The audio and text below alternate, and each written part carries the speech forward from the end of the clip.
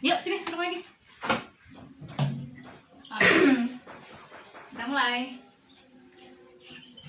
Nah, oke. Assalamualaikum warahmatullahi wabarakatuh. Ahlan wa sahlan. Selamat datang kembali di podcast bersama Neng Rina. Apa kabar semuanya sahabat muslimah sekalian? Mudah-mudahan di kesempatan kali ini sahabat muslimah sekalian bisa disehatkan selalu oleh Allah Subhanahu wa taala. Amin. Nah, kali ini Neng Rina ingin membuat podcast kembali dan kebetulan kali ini Neng Rina sedang berada di kediamannya narasumber kita kali ini. Nah, perkenalkan di samping Neng Rina ada yang namanya Teh Yayu. Nah, ini dia Teh Yayu. Assalamualaikum. Waalaikumsalam. Nah, ini anak yang keberapa ini Teh? Anak yang pertama. Anak yang pertama. Yang satunya?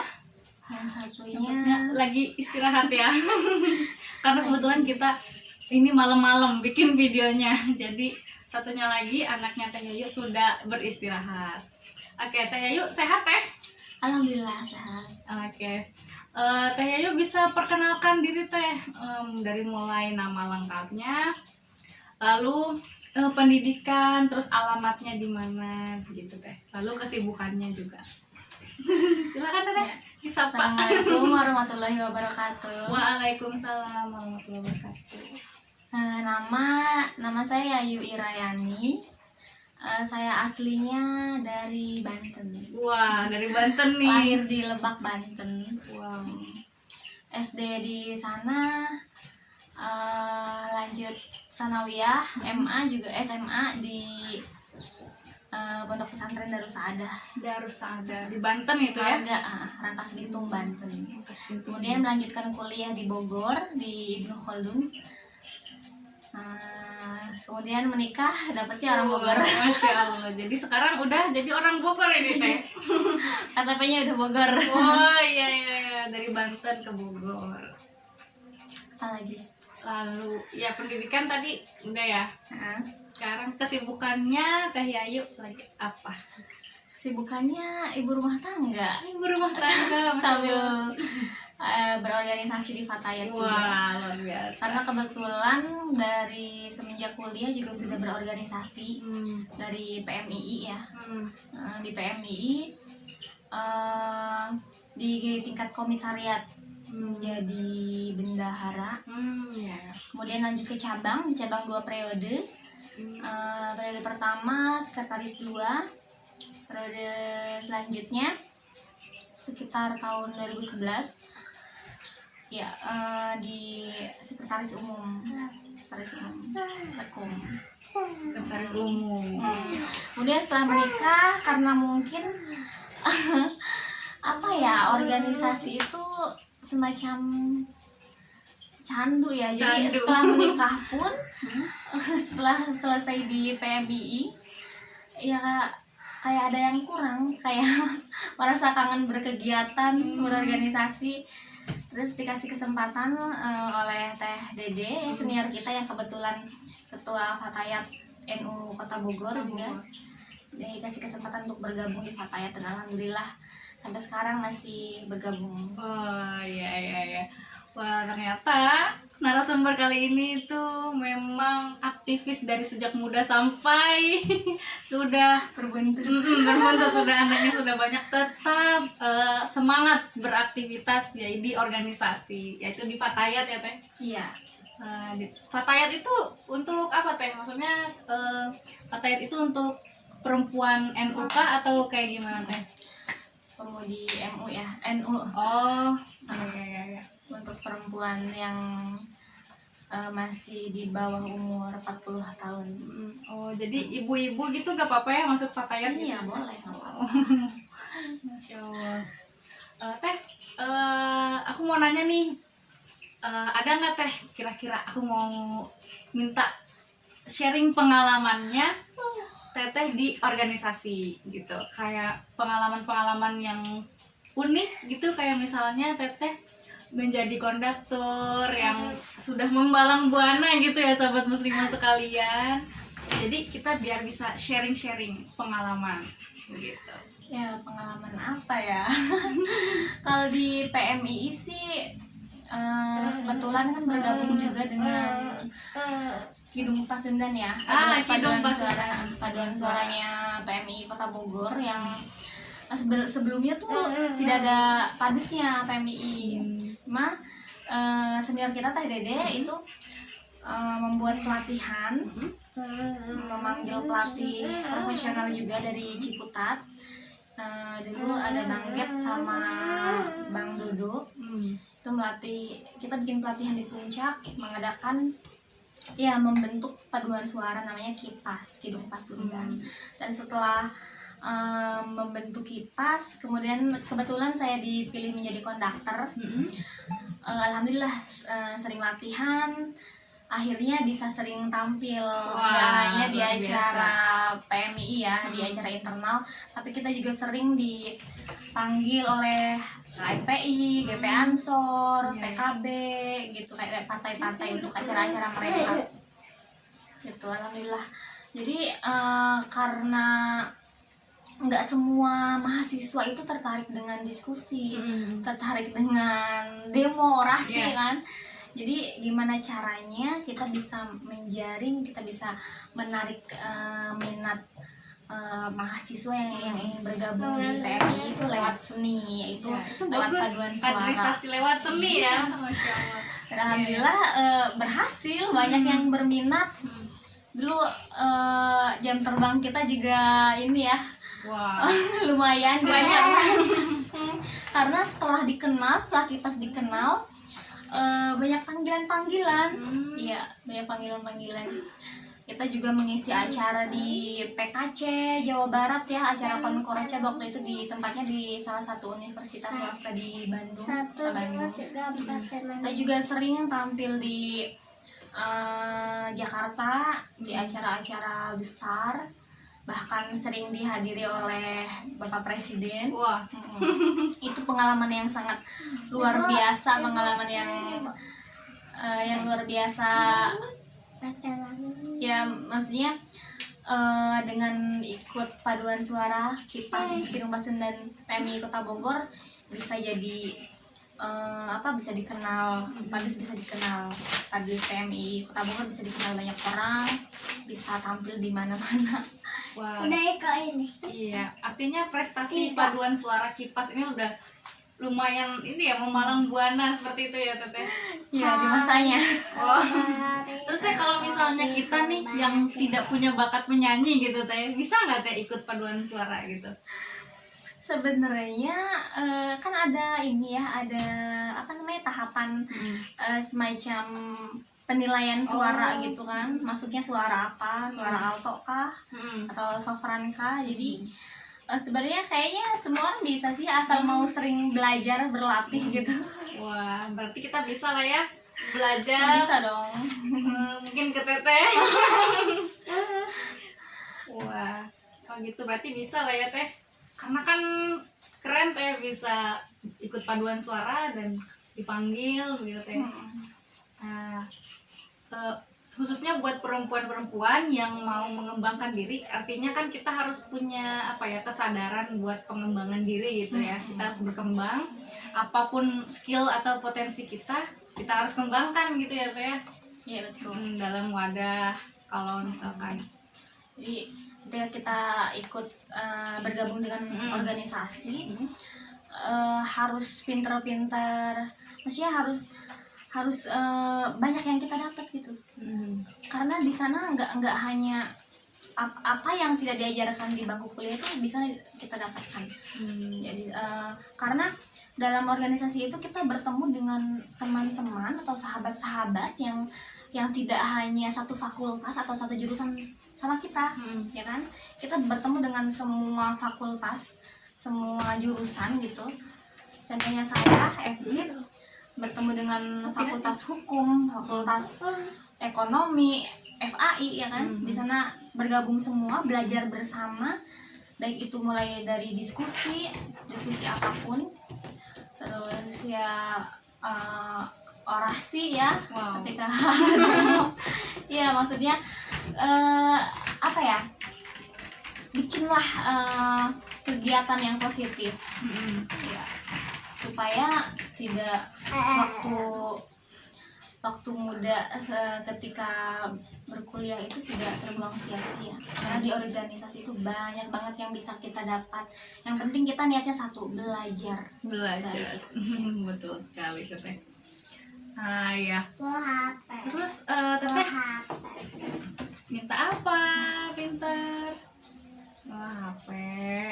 Wah, Teteh lumayan ya, maksudnya dari pas waktu masih mahasiswa di komisariatnya udah langsung di BBH, terus 2 periode di cabang langsung ke sekretaris umum di akhir ya, periode akhir. Terus setelah menikah pun masih aktif di Fatayat. Itu gimana Teh? Kok bisa punya giroh gitu, semangat berorganisasi sampai selama itu gitu?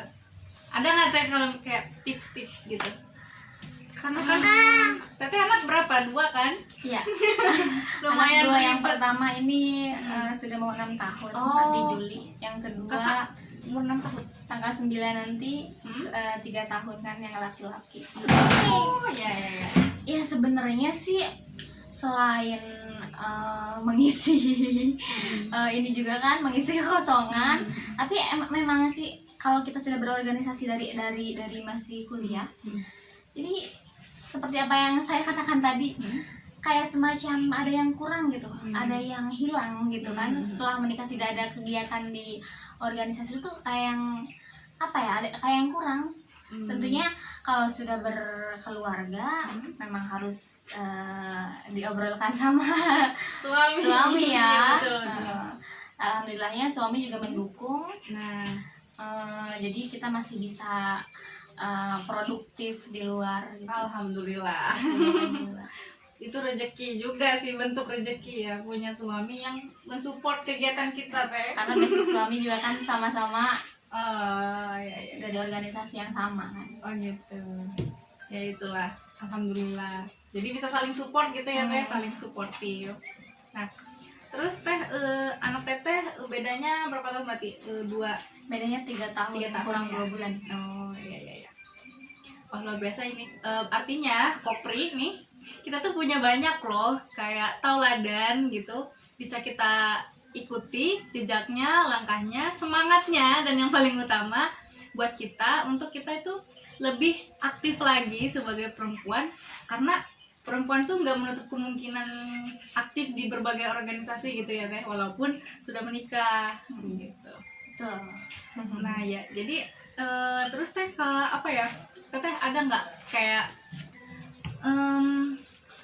pesan-pesan buat sahabat muslimah sekalian, dan mungkin terkhusus ya ini sama Neng Rina dikhususkan untuk Kopri begitu, saran-saran biar kita tetap semangat lagi untuk mengembangkan diri gitu. Untuk Saran-saran ya boleh.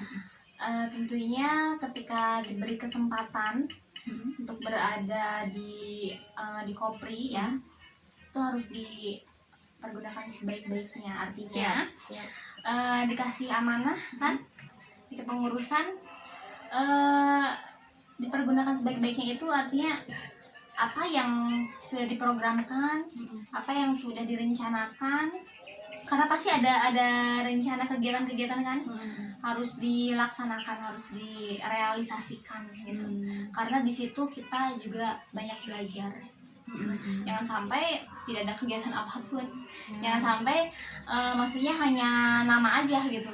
Nah, karena itu juga sebagai bentuk amanah ya yang diemban oleh para Kopri. Jadi bagaimana caranya bisa mengemban amanah dengan baik. Oke. Kata kuncinya kita harus mengambil kesempatan yang sudah diberikan oleh Kopri, dan itu semua untuk menjalankan amanah ya, buat kita tuh sebagai manusia harus bisa amanah. Lalu Teteh kan tadi udah ceritain ya kayak kegiatan Kipas ini, itu kan udah banyak banget ya Teh kegiatannya keluar gitu ya. Terus kalau ada kader yang masih malu-malu nih Teh buat ngeluarin suaranya, mungkin malu-malu buat tampil gitu Teteh minta tipsnya gitu Teh. buat yang masuk malu? Kalau sudah sering latihan, sudah sering tampil sih nggak malu lagi. Oh. Malu malu-maluin. Iya ya, Maksudnya gitu ya. PD-nya ini gitu sudah bukan hal yang apa ya, malu-malu tuh sudah artinya ketika sering berlatih jadi rasa percaya diri itu sudah timbul aja gitu. Jadi ketika tampil di acara apapun ya kita dengan harus lantang, harus pede. Iya. Jadi intinya berlatih sih. Berlatih, Sering-sering Oke. latihan, jangan sampai jangan sampai adanya wadah paduan suara juga hanya nama aja, maksudnya tidak ada kegiatan latihannya kan. Iya, iya, iya, iya. Jadi nanti ketika ada panggilan dari manapun sudah siap. Iya. Berarti kita kalau mau bisa tampil nggak malu-malu lagi, kita kata kuncinya harus sering latihan ya teh. Terus kita juga kalau misalkan mau jadi konduktor kayak teteh nih gimana, bisa nggak gitu maksudnya, harus sama juga ya berarti Semua orang bisa, latihan ya. semua orang bisa. Karena sebenarnya konduktor itu nggak harus kayak gaya tuh nggak harus sama sih. Yang penting ngerti ketukan gitu kan, nyambung ya kan. Dan yang pasti para peserta paduan suara itu tahu apa yang disampaikan oleh konduktor. Karena setiap gerakan yang disampaikan oleh konduktor itu biasanya ya sebenarnya ada maksudnya gitu ya kan. Ada artinya gitu ya. Terus ketukan juga harus tahu berapa ketukan. Jadi harus nyambung lah antara musik, konduktor dengan pesertanya. Jadi kalau masalah gaya itu sebenarnya bebas sih, karena semua orang tidak sama ya. Semua orang punya gaya masing-masing. Jadi nggak harus sama pun sama yang terdahulu ya nggak apa-apa. It's okay. Iya, aku sempat mau ngikutin ya Teh Yayu, tapi susah untuk jadi konduktor itu emang. Karena kamu bukan aku. Iya, betul. Iya kan? Betul kan? Iya, setiap orang beda. Kamu juga punya gaya sendiri ya. Yang penting tidak keluar dari jalur. Artinya harus tetap dalam satu ketukan gitu. Iya. Wah, luar biasa sekali ya pengalamannya Teh Yayu ini. Nah, untuk Neng Rina pribadi nih, Neng Rina ingin banget nih mengembangkan Kidung Pasundan atau yang biasa disingkat dengan Kipas ini, kita kembangkan lagi dengan tadi kan ada tipsnya yaitu selalu latihan. Nah, nanti misalnya ini Teh Yayu mau gak mendampingi kita kalau kita buat lagi tuh yang namanya pelatihan Teh. Namanya dulu pelatihan apa ya Teh? Pendaki. Nah, Pelatihan dasar kipas. Pelatihan dasar kipas. Nah, itu mudah-mudahan kita bisa bikin lagi ya Teh. Iya, kita juga mengharapkan sekali ya dari para pengurus PMI, khususnya Kopri juga mengadakan acara pelatihan lagi karena ini bagus menurut aku ya. Gambar. Mau menggambar jadi nih sahabat muslimah. Iya, maksud aku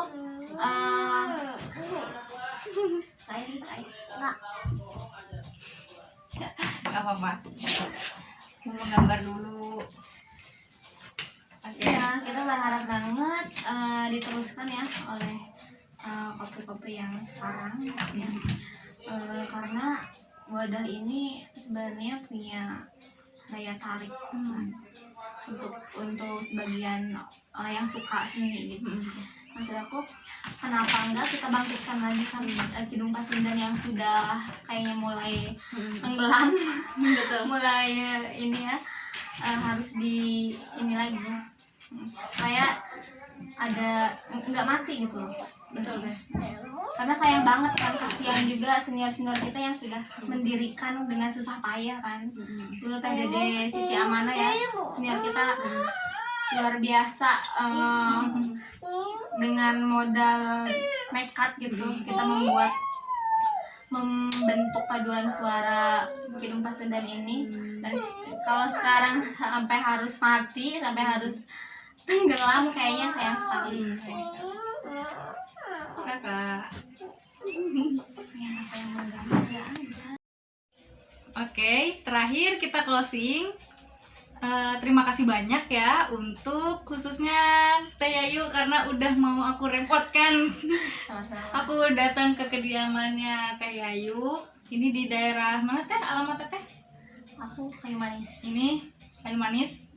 Nah, di daerah Kayu Manis di Kota Bogor ya. Buat mungkin kader-kader Kopri atau sahabat muslimah sekalian yang mau belajar banyak lagi tentang paduan suara bisa menghubungi kontak mungkin di sini ya.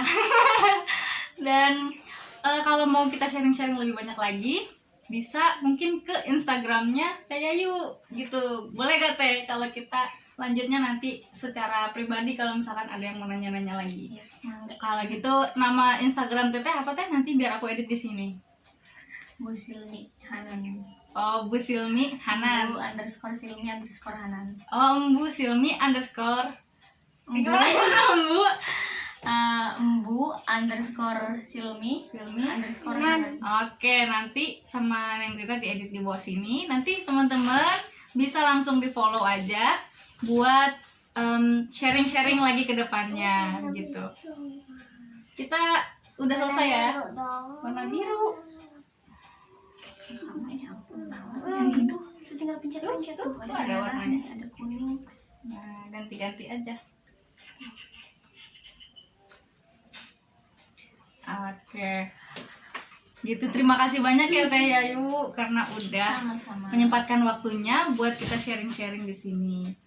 Nah, mungkin kita closing sekarang. Wallahul muwaffiq ila aqwamit thoriq. Wassalamualaikum warahmatullahi wabarakatuh. Assalamualaikum warahmatullahi wabarakatuh. Alhamdulillah.